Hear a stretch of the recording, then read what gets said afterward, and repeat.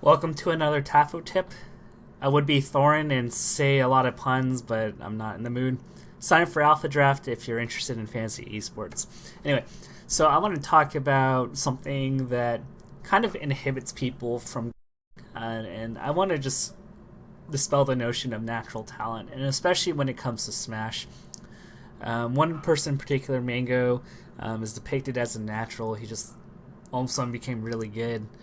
And I think that brings a notion of, well, those people at the top are there, and then there's me who has no potential of winning, no potential being that good, or even the thought of, making it really far in bracket seems like a foreign concept. As we, turn these top players into celebrities, it almost seems like this mythical thing. You just got to be born with it, and if you're not, you're screwed.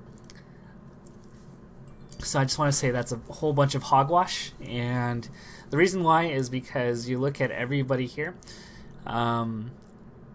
There's no cap to melee right now. Crimson Blur and I have talked about this on several occasions. We're not even anywhere close to what 100% work ethic looks like. And back in 2007, we look at Muti King and how good his Marth looked. And people were like, oh my gosh, he solved melee. He is perfect at this game. There's nothing else we can do. And lo and behold, we're in 2016 and people are still learning. We're seeing that top players make mistakes all the time. Our mod is not perfect. They're prone to holes. And point being is that if we're to, do a measure of how much more there is to melee, like we're not even close to like the max potential of melee.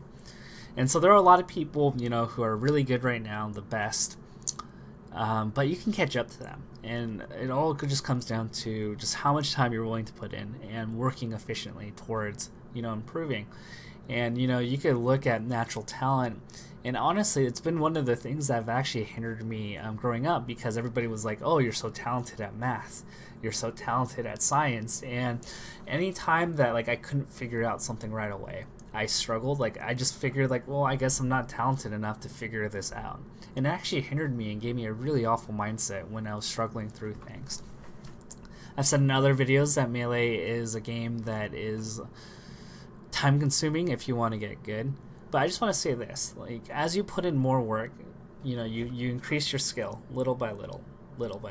And as you put in more effort, you make improvements, you make use of in a more efficient regimen, you're just going to start leapfrogging over people. You're going to get better than them as you plug holes in your neutral game, as you refine your punish game. You work and you work and you work and you get better. And that's one of the things I really love about melee, is that it's a very honest game. Like you could see improvement as you come along, but it takes work. And all the top players that are there right now have worked very hard to get to where they're at. Even Mango, who says he's a natural, has played countless hours. Armada has put in countless hours. A lot of the people in SSBM rank have been playing for at least 6 to 8 years, with a few exceptions, of course.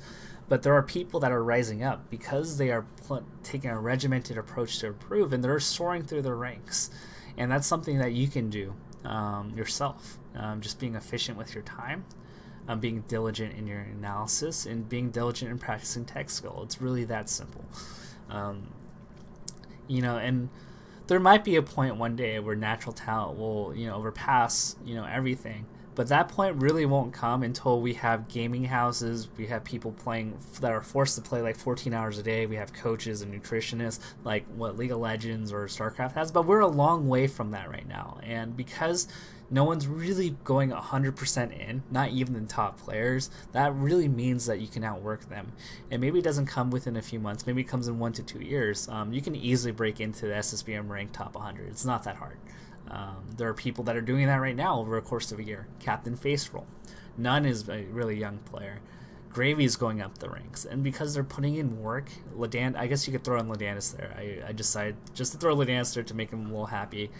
But anyway, it's just as long as you have a focused approach, you can do it. And I want you to dispel any kind of ceiling notion that you have that the top players or have something special to them, because really it's just hard work, whether it's like subconscious learning that Mango has, or regimented learning that like King or PPMD had.